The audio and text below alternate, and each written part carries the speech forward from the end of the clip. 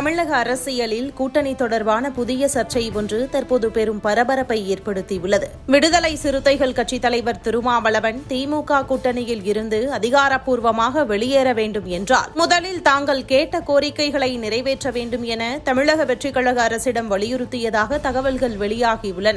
அமைச்சரவை துறை மாற்றம், முக்கிய வாரிய பதவிகள், திருச்சி கிழக்கு இடைத்தேர்தல் வாய்ப்பு உள்ளிட்ட பல கோரிக்கைகள் இந்த பேச்சுவார்த்தையில் முன்வைக்கப்பட்டதாக சொல்லப்படுகிறது.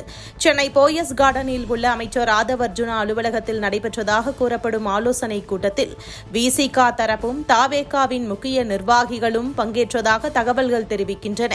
அப்போது திருமாவளவன், நாங்கள் பல நாட்களாக கூறி வரும் கோரிக்கைகளுக்கு இன்னும் பதில் கிடைக்கவில்லை. அதற்கு முன் கூட்டணி குறித்து எந்த முடிவையும் எடுக்க முடியாது என்று கராராக பேசியதாக சொல்லப்படுகிறது. இந்த ஆலோசனை 2 மணி நேரத்திற்கு மேலாக நீடித்ததாகவும் தகவல்கள் வெளியாகியுள்ளன. இதற்கிடையில் காங்கிரஸ், இந்திய கம்யூனிஸ்ட், முஸ்லீம் லீக் போன்ற கட்சிகள் திமுக கூட்டணியிலிருந்து வெளியேறிவிட்டதாக அறிவித்திருக்கும் நிலையில் விசிக மட்டும் இன்னும் அதிகாரப்பூர்வ அறிவிப்பை வெளியிடாமல் இருப்பது அரசியல் வட்டாரங்களில் பல கேள்விகளை எழுப்பியுள்ளது. திருமாவளவன் தொடர்ந்து தனது கோரிக்கைகளை முன்வைத்து வருவதால் கூட்டணி பேச்சுவார்த்தை இன்னும் முடிவுக்கு வரவில்லை என கூறப்படுகிறது.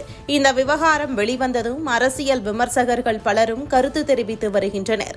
ஒரு கூட்டணியில் இருப்பது என்பது பதவிகள் பெறுவதற்காக மட்டுமா அல்லது கொள்கை அடிப்படையிலான அரசியல் முடிவா என்ற கேள்வியை அவர்கள் எழுப்புகின்றனர். குறிப்பாக அமைச்சரவை துறை மாற்றம் மற்றும் வாரிய பதவிகள் போன்ற கோரிக்கைகள் முதன்மையாக முன்வைக்கப்படுவது கூட்டணி அரசியலின் நோக்கம் குறித்து சந்தேகத்தை எழுப்புகிறது என விமர்சனங்கள் எழுந்துள்ளன.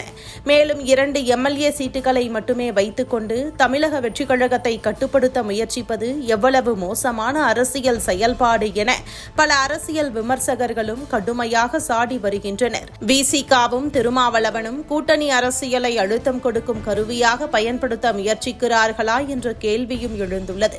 இதனால் இந்த விவகாரம் தமிழக அரசியலில் அடுத்த சில நாட்களில் மேலும் பெரிய சர்ச்சையாக மாறக்கூடும் என அரசியல் வட்டாரங்கள் கணிக்கின்றன.